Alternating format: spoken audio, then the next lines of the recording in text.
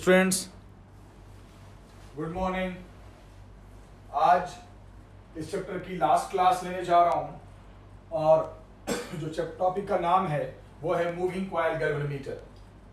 Notes में भेजूंगा, उसमें लिख लेना। पूरी थ्योरी है, थ्योरेटिकल टॉपिक है, मैं समझा देता हूं। मूविंग कॉइल गैल्वेनोमीटर, गैल्वेनोमीटर का मतलब होता है एक ऐसा डिवाइस जो करंट को मेजर कर सके। मैं पहले भी पढ़ा चुका हूं, that is called galvanometer. Moving coil galvanometer एक ऐसा डिवाइस है बेटा जो करंट को मेजर करता है, स्मॉल अमाउंट ऑफ करंट को, उसकी डायरेक्शन डिटेक्ट करता है, उसे मेजर करता है। ये तो हो गया इसका यूज, कि detect the small amount of current, it measure the small amount of current. फिर क्या बताया गया, ध्यान से देखना कि मूविंग कॉइल गैल्वेनोमीटर जिस प्रिंसिपल पे काम करता है, वो प्रिंसिपल आपको मैं बता दूं। वो प्रिंसिपल ये है कि कोई भी, आपको पता होगा, करंट कैरिंग कॉइल को अगर हम एक्सटर्नल मैग्नेटिक फील्ड में रख देते हैं, अभी 2 दिन पहले पढ़ाया था, 2 लेक्चर पहले, तो वो टॉर्क फील करता है। उसी प्रिंसिपल पे काम करता है।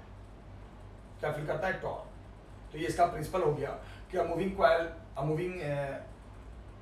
A current carrying coil in external field experience the torque. अब आते हैं इसके कंस्ट्रक्शन में। इसके कंस्ट्रक्शन में सबसे पहले तो एक फ्रेम होता है। फ्रेम, ये रहा आपका फ्रेम। फ्रेम के ऊपर वायर लिपटी होती है, तो ये बन जाता है पूरा का पूरा कॉइल। फ्रेम के ऊपर वायर लपेट दो, बन गया कॉइल। इस कॉइल को एक धागे से लटकाते हैं, एक स्ट्रिंग से। वो स्ट्रिंग होता है फॉस्फोर ब्रॉन्ज का। फॉस्फोर ब्रॉन्ज ये खास तरह का मटेरियल होता है जिसकी टेंसाइल स्ट्रेंथ बहुत हाई होती है। सब नोट्स में लिखा हुआ है हाई टेंसाइल स्ट्रेंथ। तो हाई टेंसाइल स्ट्रेंथ होने की वजह से हम इसे लटकाते हैं फॉस्फोर ब्रॉन्ज स्ट्रिप से, ताकि जब ये घूमे तो इसमें जितना भी ट्विस्ट आए, जितना भी ऐठन आए, ये टूटे ना।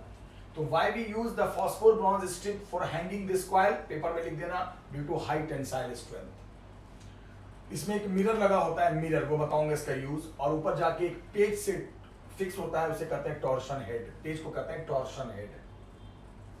फिर इसके बाद वायर का एक एंड फिर आकर एक टर्मिनल T1 से जुड़ जाता है, और इसी वायर का दूसरा एंड एक स्प्रिंग से जुड़ा होता है, एक स्प्रिंग से।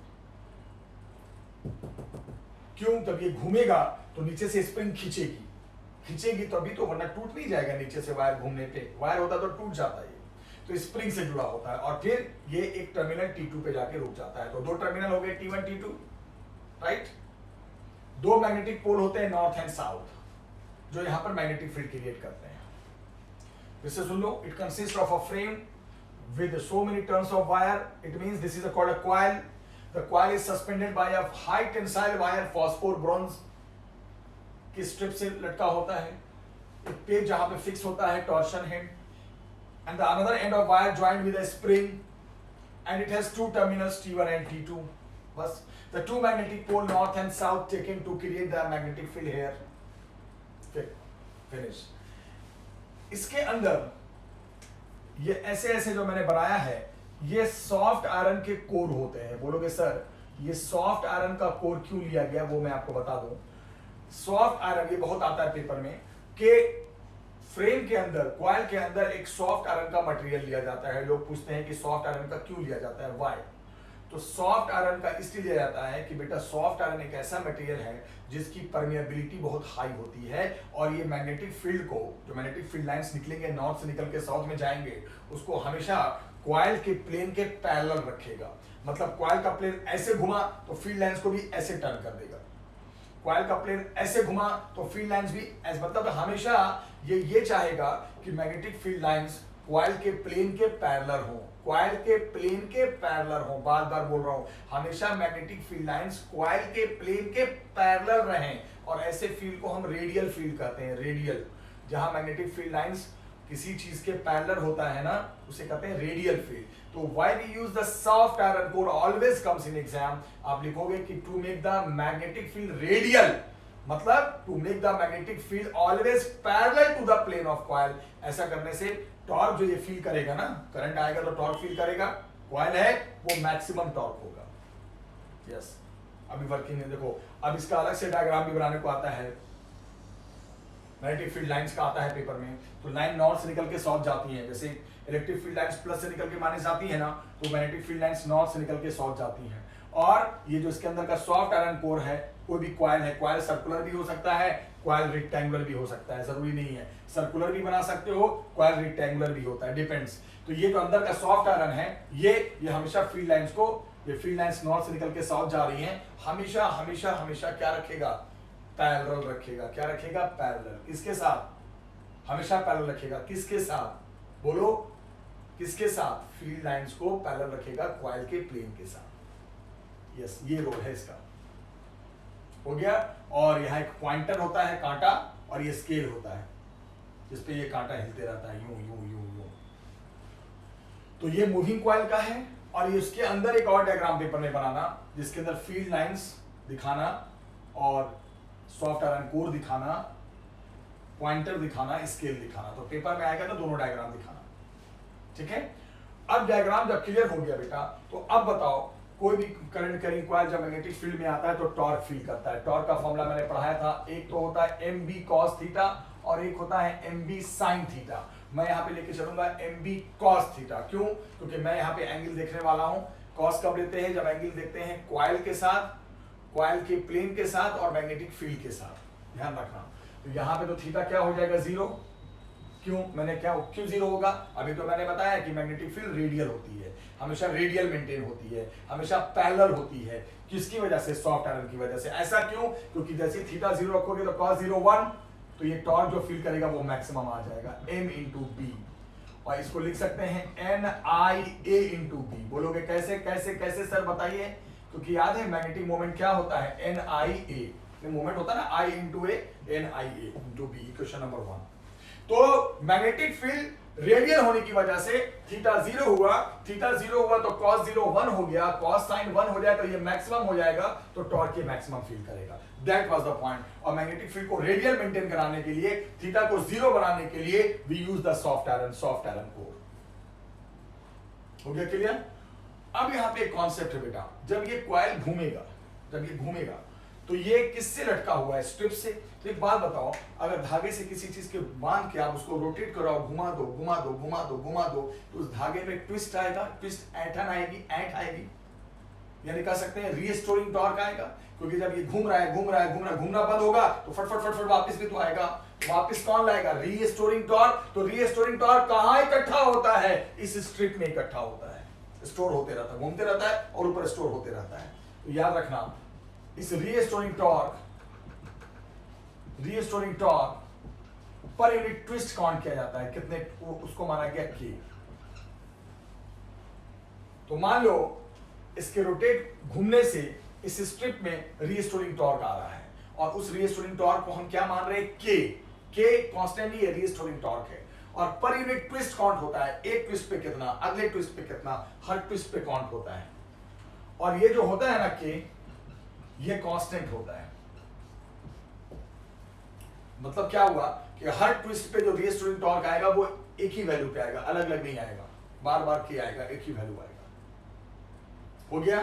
तो मान लो टोटल जो ट्विस्ट आया, थीटा को मान लो total number of twist, this theta is total number of twist. Theta क्या है, टोटल नंबर ऑफ ट्विस्ट, ध्यान रखना बेटा। एक बात बताइए, theta is your total number of twist जो आया, मतलब क्या, कैसे ये थीटा पता चलेगा कितना ट्विस्ट आया, इस मिरर से। कैसे, आपको मैं बता दूं, ये जो पूरा सिस्टम होता है ग्लास के डब्बे में बंद होता है, तो इसमें कितनी बार डिफ्लेक्शन आया, कितने ट्विस्ट आए, ऐसे पता नहीं चलता। ये पता कैसे चलता है, ये रोटेशन होता है, एक बार घुमा तो एक ट्विस्ट, दो बार घुमा दो ट्विस्ट, तीन बार घुमा तीन ट्विस्ट, ये मिरर से पता चलेगा। मिरर में बाहर से क्या होगा, रिफ्लेक्शन होगा।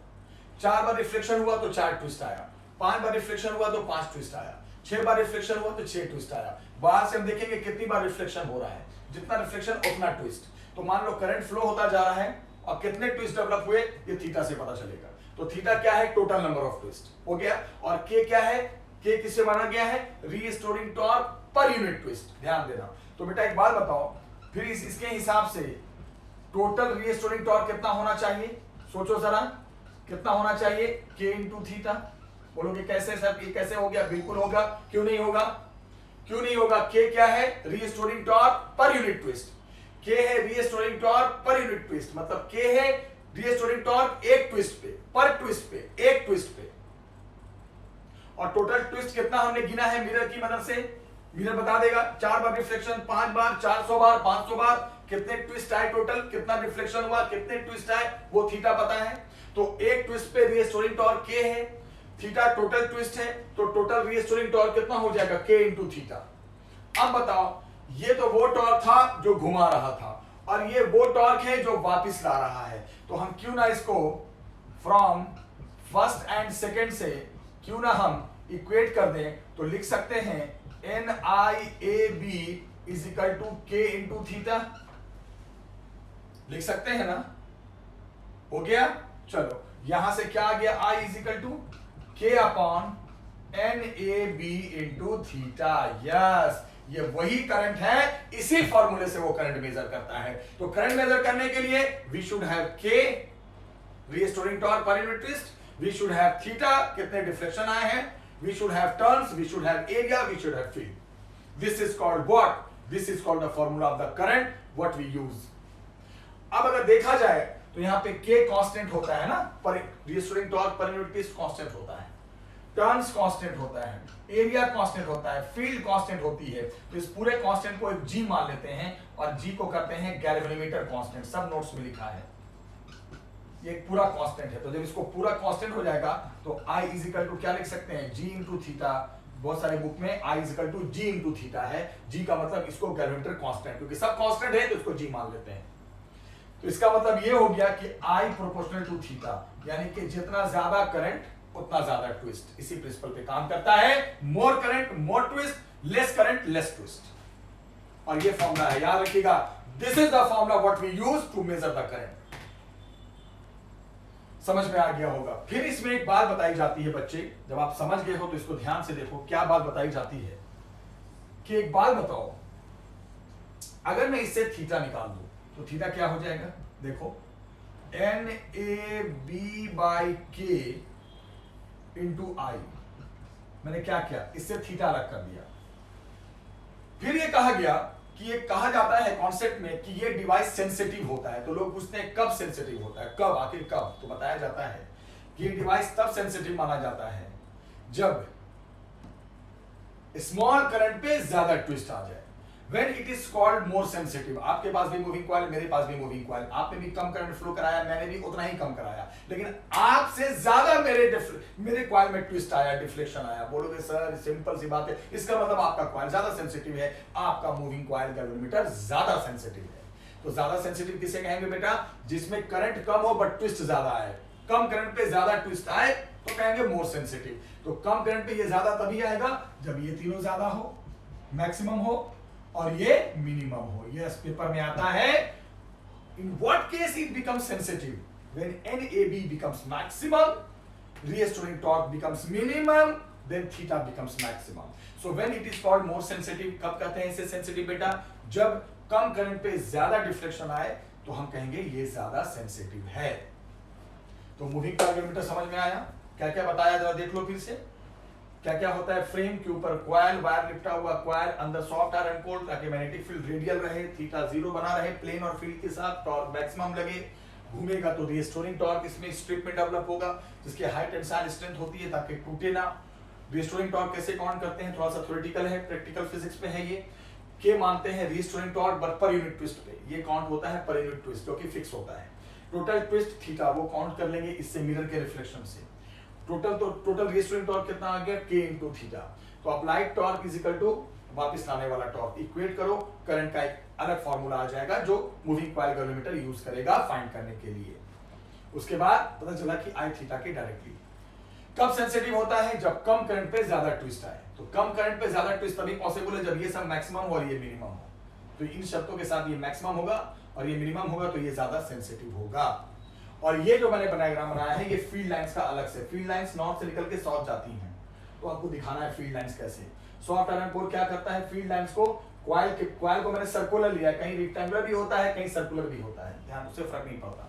कॉइल सर्कुलर फ्रेम भी हो सकते हैं, फ्रेम रेक्टेंगुलर भी हो सकते हैं, सर्कुलर भी हो सकते हैं। ठीक है, तो इसको देखो, ये बहुत इंपॉर्टेंट टॉपिक है। फिर मैं अभी आगे का टॉपिक कराता हूँ, it's very important topic. Students अब देखते हैं बोर्ड पे दिखाई दे रहा है आपको कि मूविंग कॉइल गैल्वेनोमीटर में एक टर्म होता है करंट सेंसिटिविटी। कोई आपसे पूछे कि व्हाट इज करंट सेंसिटिविटी, पूछता है आपसे, उसको IS से इंडिकेट करते हैं, IS। तो बताया गया it is number of twist per unit current, number of twist produced पर unit current, this is called current sensitivity. याद रखना, नंबर ऑफ ट्विस्ट जो प्रोड्यूस हुआ है पर यूनिट करंट। अभी मैंने क्या पढ़ाया 2 मिनट पहले, करंट निकालने का फॉर्मूला मूविंग कॉइल के लिए K/NAB इंटू थीटा। तो यहां से θ/I कर दो तो NAB/K, θ/I यानी करंट सेंसिटिविटी का formula NAB turns area field upon restoring torque per unit twist. खत्म। फिर पेपर में आता है कि हमें अगर करंट सेंसिटिविटी बढ़ानी है, इंक्रीज करनी है, किसकी, मूविंग कॉइल गैल्वेनोमीटर की, ये बढ़ाएंगे, कैसे बढ़ेगा ये, तो ये तभी इंक्रीज होगा, बढ़ेगा जब ये बढ़ जाए, ये बढ़ जाए, ये बढ़ जाए और ये घट जाए। So to increase the current sensitivity increase होने के लिए turn should increase, coil area should increase, magnetic field should increase and restoring torque जो था K पर यूनिट ट्विस्ट शुड डिक्रीज। ये भी पेपर में आता है कि how can we increase the current sensitivity, बता देना कि टर्न्स बढ़ाकर, एरिया बढ़ाकर, फील्ड बढ़ाकर और रीस्टोरिंग टॉर्क बढ़ाकर। फिर एक टर्म होता है वोल्टेज सेंसिटिविटी, VS। ये होता है नंबर ऑफ ट्विस्ट प्रोड्यूस्ड पर यूनिट वोल्टेज, यूनिट वोल्टेज पे जितना ट्विस्ट आए, यूनिट करंट पे जितना ट्विस्ट आए, जितना डिफ्लेक्शन है, θ/V, number of twist per unit voltage. θ/V, V को लिख सकते हैं ओम्स लॉ से IR, तो ये θ/IR, और θ/I को लिख सकते हैं IS, करंट सेंसिटिविटी। तो voltage sensitivity is equal to current sensitivity upon resistance. फॉर्मूले के हिसाब से अगर करंट सेंसिटिविटी का फॉर्मूला NAB/K, तो NAB/K इंटू R ओवर। तो ये वोल्टेज। फिर एक कॉन्सेप्ट है जो आपको ध्यान रखना है, वो क्या कॉन्सेप्ट है वो जरा ध्यान से सुनिएगा, it's very important concept. Voltage sensitivity का फॉर्मूला जो अभी आया है 2 मिनट पहले आया है, वो IS/R, current sensitivity upon resistance. फिर ये पेपर में आता है, बताइए कि अगर करंट सेंसिटिविटी बढ़ जाए तो क्या ये जरूरी है कि वोल्टेज सेंसिटिविटी भी बढ़ेगा। बहुत सारे बच्चे पेपर में लिख के आते हैं कि सर ये बढ़ेगा तो ऑब्वियसली ये बढ़ेगा, बट ऐसा नहीं है, कॉन्सेप्ट ये तो है। When current sensitivity IS increases, लिखा है ना मैंने, when IS increases, जब करंट सेंसिटिविटी बढ़ती है तो जो कॉइल का रेजिस्टेंस है वो भी बढ़ता है। करंट बढ़ने से रेजिस्टेंस भी थोड़ा सा बढ़ता है, रेजिस्टेंस थोड़ा सा इंक्रीज होता है। करंट ज्यादा फ्लो होगा, कैसे रेजिस्टेंस बढ़ा, करंट ज्यादा फ्लो हुआ तो टेम्परेचर इंक्रीज हो गया, हीट, और हीट होने से रेजिस्टेंस भी बढ़ गया। और ये ध्यान रखना कि रेजिस्टेंस उतना ही अमाउंट से बढ़ता है बेटा, रेजिस्टेंस उतना ही अमाउंट से ऑलमोस्ट बढ़ता है जितना अमाउंट से करंट सेंसिटिविटी बढ़ा है। तो अगर करंट सेंसिटिविटी बढ़ता है 5%, 10%, तो ऑलमोस्ट उतना ही परसेंट रेजिस्टेंस भी बढ़ जाता है। तो सोचो और समझो, अगर ये भी इंक्रीज करे तो ये भी इंक्रीज हो जाएगा, ये इंक्रीज तो ये भी इंक्रीज, दोनों इंक्रीज हो जाए तो ओवरऑल फिर वोल्टेज सेंसिटिविटी में उतना चेंज आता ही नहीं, या आता भी है तो नेग्लिजिबल चेंज आता है। तो when current sensitivity increases then resistance also increases due to increase in temperature almost with same value. तो ये बढ़ेगा तो ये भी बढ़ेगा, तो दोनों के बढ़ने से ऑलमोस्ट VS की वैल्यू फिक्स रहती है। So it is not necessary that with increase in current sensitivity the voltage sensitivity increases. तो ऐसा जरूरी नहीं है कि करंट सेंसिटिविटी बढ़े तो वोल्टेज सेंसिटिविटी भी बढ़ेगा। पेपर में आया है कई बार, लिख देना कि करंट सेंसिटिविटी बढ़ने से रेजिस्टेंस भी बढ़ जाता है, जिससे वोल्टेज सेंसिटिविटी पे फर्क नहीं पड़ता है। ठीक है। एक सवाल आया कि मैग्नेटिक फील्ड एक जगह 5 गॉस है, गॉस, हालांकि मैग्नेटिक फील्ड की यूनिट टेस्ला होती है, बट कई जगह गॉस भी होती है, गॉस, और 1 गॉस को टेस्ला में बदलोगे तो 10⁻⁴ टेस्ला। एरिया कॉइल का दे रखा है 10⁻⁻² मीटर स्क्वायर, रेजिस्टेंस कॉइल का दे रखा है 2 ओम, रीस्टोरिंग टॉर्क है ना, के याद है, per unit twist 20 newton metre, torque की unit per unit twist theta degree. तो पूछा है कि जब 30 डिग्री डिफ्लेक्शन आ जाएगा, 30 डिग्री डिफ्लेक्शन आ जाएगा किसमें, कॉइल में, तो बताओ कितना करंट होगा, कितनी करंट सेंसिटिविटी होगी और कितना वोल्टेज सेंसिटिविटी होगा।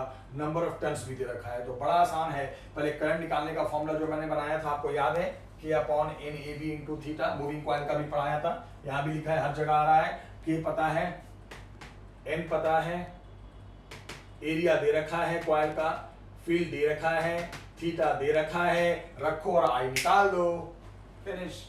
फिर पूछा है करंट सेंसिटिविटी, बड़ा आसान है बेटा, क्या फॉर्मूला है, थीटा अपॉन आई या एन ए बी बाई के, या थीटा अपॉन आई वही तो थीटा अपॉन आई। फिर वोल्टेज सेंसिटिविटी, तो एक बार करंट सेंसिटिविटी आ गया अपॉन आर। तो ये छोटे मोटे क्वेश्चंस भी आते हैं, देखो बोर्ड पे बहुत इंपॉर्टेंट क्वेश्चंस हैं, ये बहुत पेपर में आता है। तो अब ये चैप्टर मैं फिनिश कर चुका हूं, बहुत अच्छे से करवा चुका हूं। अब नेक्स्ट क्लास में मैं नए चैप्टर के साथ आऊंगा, नए टॉपिक के साथ आऊंगा। इसको अच्छे से पढ़ना, current sensitivity theta upon I, voltage sensitivity theta upon V, ये सब चीज अच्छे से पढ़ना। Number of twist per unit voltage, number of twist per unit current, concept इसके बढ़ने से ये नहीं बढ़ता, क्योंकि इसके बढ़ने से ये भी बढ़ता है, टेम्परेचर थोड़ा बढ़ जाता है, करंट सेंसिटिविटी बढ़ता है तो टेम्परेचर भी बढ़ता है, जिससे रेजिस्टेंस बढ़ता है, ऑलमोस्ट सेम अमाउंट में बढ़ता है, तो वोल्टेज सेंसिटिविटी में फर्क नहीं आता। ये सब पॉइंट क्लियर रखना, और ये छोटा मोटा क्वेश्चन है। तो ठीक है, फिर अगली क्लास में हम मिलते हैं with new chapter and with new topic. ठीक है बच्चों, इसको अच्छे से पढ़िएगा, रिवाइज कीजिएगा। Thank you very much.